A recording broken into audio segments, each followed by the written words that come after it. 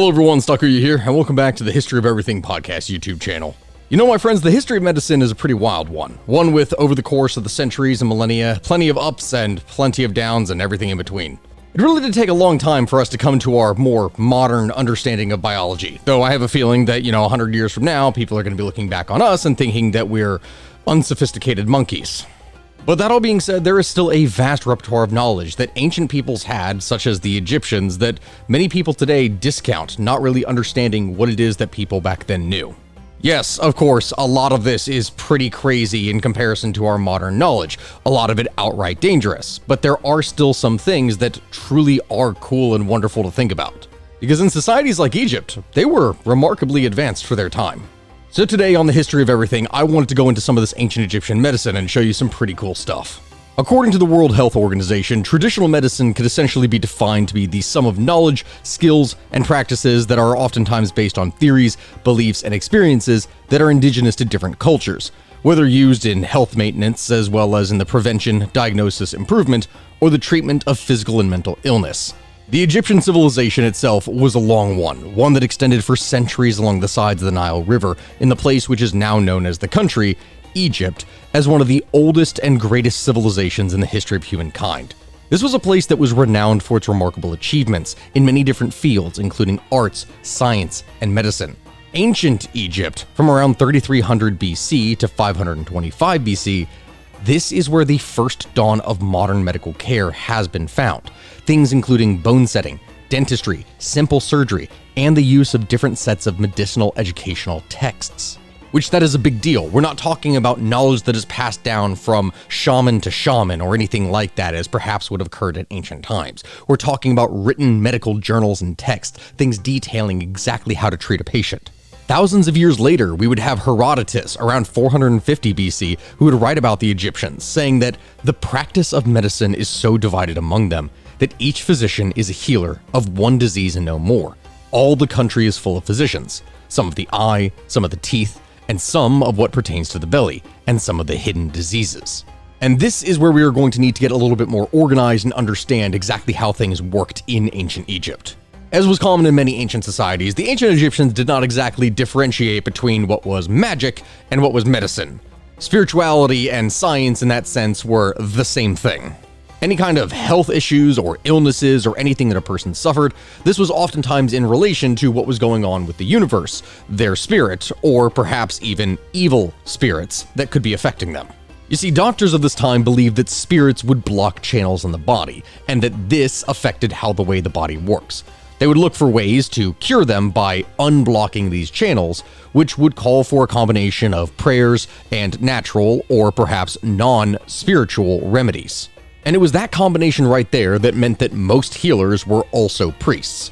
But of course, in time, the specific profession of a doctor of medicine would emerge, and with it, you would get a series of ranks as Herodotus would describe. The hierarchy of the medical profession in ancient Egypt would start with the Senu, which is the ordinary doctor. This would be followed by the overseer of doctors, the chief of doctors, the eldest of doctors, and then finish with the inspector of doctors, each one with their own repertoire of knowledge and experience.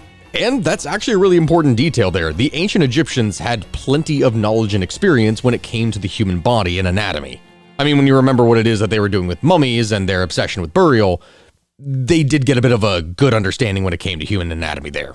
But still, a lot of the doctors of the time were fairly knowledgeable. They had good understanding of respiratory diseases, genital diseases, muscular, nervous, ocular, auditory, olfactory systems. All of these were described in details when there was issues with them. They identified the function of the heart and its relation to the two types of blood vessels. In addition, they did know about cerebrospinal fluid. Of course, their understanding was not perfect. There was plenty of mistakes that they would make, such as the idea that the heart was the center of the body that all fluid would flow through. That included everything from blood all the way to urine, semen, and tears.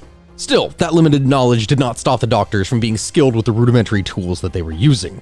Surgeons would use all kinds of varying instruments similar to what we use today, things such as the scalpel, forceps, and scissors.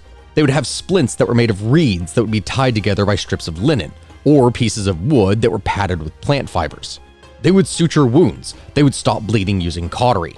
Boils, abscesses, septic wounds. These were all opened surgically and then drained by pieces of linen. If someone suffered from a dislocated shoulder, then they could be treated in a similar way to the modern kosher method. And if a limb was broken, then they could make a kind of cast where they would use a plaster that consisted of linen soaked in a sticky material, which, when hardened, formed a cast. Now, of course, as this was ancient Egypt, our knowledge and understanding of their knowledge and understanding is most certainly not complete. But we are aided by the fact that they kept extensive records of medical documents in order to be able to understand these things. And luckily, over the years, archaeologists have managed to find a number of these writings, including things like the Ebers Papyrus. This was a massive document, something that contains over 700 remedies and different magical formulas, as well as scores of incantations that are all aimed at repelling demons that cause disease. The authors of it probably wrote them around 1500 BC, but the document may contain copies of material that date back to almost 3400 BC.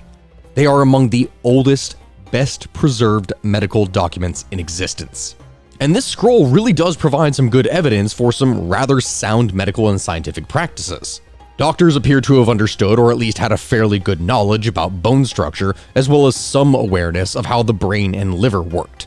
When it came to things like mental illness, the document would go and describe in details the characteristics, the causes, and treatment for medical disorders, such as dementia and depression, which is a rather surprising thing considering ancient societies. The ancient Egyptians appear to have seen mental diseases as a combination of blocked channels, as well as the influence of evil spirits and angry gods, an idea that would continue forward for many centuries. Interestingly enough, the scroll also contains a section on birth control, how to tell if a person is pregnant, and some other gynecological issues. As an example of this, potential mothers were instructed to urinate on bags of wheat and barley. If the grain germinated, the theory went, then that meant that the woman was pregnant. And then apparently there was also some differences where if it was like wheat, then that meant that it was a son. If the barley grew, then that meant that it was a daughter. I'm not exactly sure how they would come to that, conclusion, but that was the thought.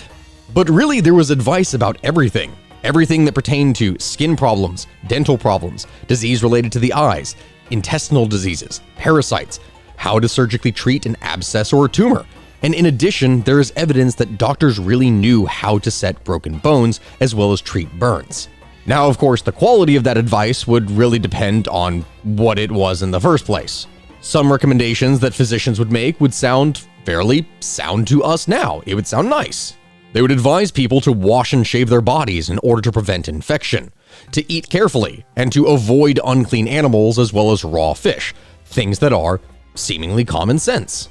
Some of the things, though, are not necessarily the most common or reasonable, such as one method of birth control which was described, which involved taking a plug of crocodile dung and then sticking it up a woman's parts. Yeah. I can't help but think that as a method of birth control, that is actually something that would work, because it means that a man would not want to get anywhere near there. But, to each their own. Yes, dung was a very common ingredient that was used in a variety of things, including the warding off of evil spirits.